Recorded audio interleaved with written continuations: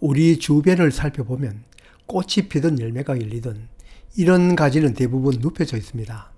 과일나무도 아닌 이 목련도 꽃이 피는 가지는 대부분 눕혀져 있거나 아래로 늘어뜨려져 있습니다. 흐드러지게 피는 이 벚꽃도 유심히 살펴보면 꽃이 피는 나무 가지는 이렇게 뉘어져 있습니다. 더구나 굵은 열매가 열리는 과일나무는 더욱 그러합니다.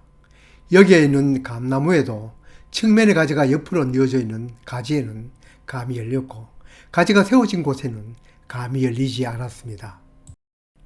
가지가 세워진 곳에도 감이 보이나 이것도 자세히 보면 세워진 가지에 난 가지 중 뉘어진 짧은 가지에 감이 열린 것을 볼 수 있습니다. 나무는 두 가지 성질을 갖고 있습니다. 이 중에서도 환경이 좋을수록 자라는 데 힘을 더 쏟고 환경이 나빠지면 자손을 퍼뜨리는 데 몰두합니다. 이러한 성질은 나무 그루 전체에도 있지만 가지마다에도 있습니다. 가지가 눕혀지면 그만큼 자람이 둔해지니 열매 맺히는 생식 성장에 몰두합니다. 그렇다고 모든 가지를 눕히기만 하면 과일이 열리는 것은 아닙니다. 열매 맺을 가지, 즉 결과지를 눕혀야 거기에 꽃피고 과일이 열립니다.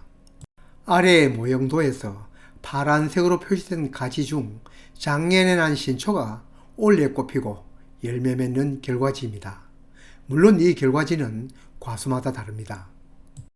과일나무 중 감, 대추, 포도와 같은 과수는 올해 신초가 나오고 곧바로 그 신초에 꽃피고 열매가 맺힙니다. 그 밖에 사과, 자두, 복숭아, 매실과 같은 과수는 작년에 나온 가지에 열립니다. 그러니 그 결과지만 많이 눕히고 결과지가 붙어있는 부주지나 주지는 그만큼 더 높여야 나무가 자라고 또 자란 만큼 결과지가 많아집니다. 모형도에서 보듯이 주지를 많이 세우고 거기에 달린 가지는 갈수록 낮게 눕혀야 제대로 된 과일나무로 갈 수 있습니다. 과수 재배를 안 해본 사람은 이 원리를 모르고 그냥 키우기 때문에 과일이 열리지 않습니다. 나뭇가지는 물과 양분이 지나가는 통로입니다. 우리로 말하면 주지는 고속도로, 부주지는 국도, 측지는 지방도, 결과지는 소로라고 하겠습니다. 물류 이동이 많은 고속도로일수록 차선이 많아야 하듯 물과 양분이 많이 지나가는 주지가 가장 굵고 다음으로 갈수록 가지가 가늘어야 정상입니다. 그렇게 하려면 주지 다음 부주지, 측지로 갈수록 가지를 눕혀야 합니다. 눕힐수록 열매가 열린다고 했습니다만 또 눕힐수록 나무의 자람은 둔해집니다.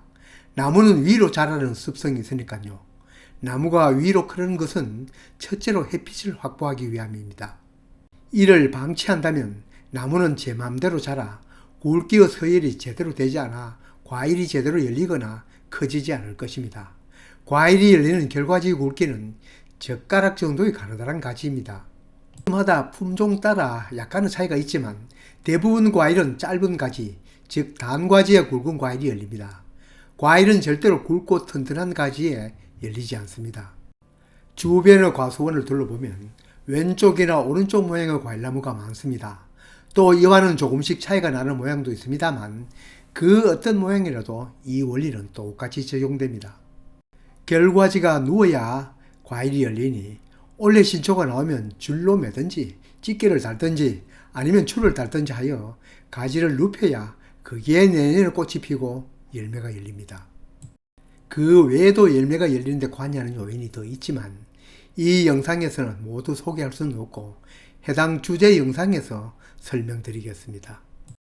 결과지를 눕히면 열매가 달린다고 하였는데 이것도 과일나무마다 차이가 있습니다.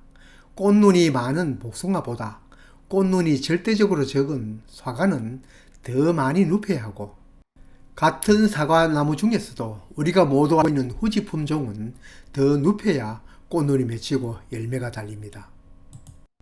지금 손에 잡고 있는 가지가 올 5월에 나온 신초 가지인데 내년이 되면 열매가 열리는 결과지가 됩니다. 이 결과지 끝에 이렇게 꽃눈이 달려 있습니다. 지금은 눈이 크지 않으나 차차 커질 것입니다. 이렇게 세워진 신초는 끝에 꽃눈이 없고 잎이 나 있습니다. 이 가지는 겨울 전정 때 그대로 두면 여기에는 꽃이 피지 않고 잎이 나올 것입니다. 꽃눈의 모양은 과일나무마다 다 다릅니다. 어떤 것은 쌀알 모양이고 어떤 것은 혹처럼 생겼습니다. 가지마다 맺히는 꽃눈 수도 다 다릅니다.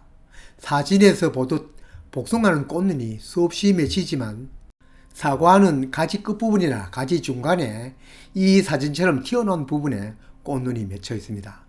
꽃눈 수가 아주 적습니다. 그래서 사과 농부는 늘 꽃눈 합니다. 텃밭에 심은 과수 중 제일 안 열린다고 하는 과수가 바로 사과입니다. 아래 사진에 꽃이 많다고요. 사과는 한 꽃눈에서 대여섯 송이 꽃이 나옵니다.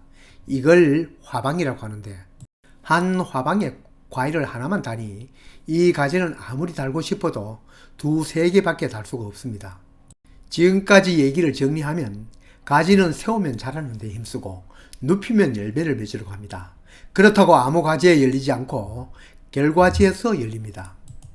그래서 결과지가 가장 눕혀져야 다음에 결과지가 달린 가지가 더 세워지고 그 가지가 붙어 놓은 가지는 더 세워져야 합니다. 세우는 정도는 키우는 모양에 따라 달라집니다. 가지의 눕히는 정도만 그런 것이 아니고 가지의 굵기도 거기에 따라 비례해야 합니다. 과일나무가 이렇게 자라도록 하려면 그대로 두면 나무가 알아서 이렇게 되지는 않습니다. 농부가 신초가 나올 때마다 필요한 만큼 눕혀야 합니다. 이런 눕히는 작업을 유인이라고 합니다.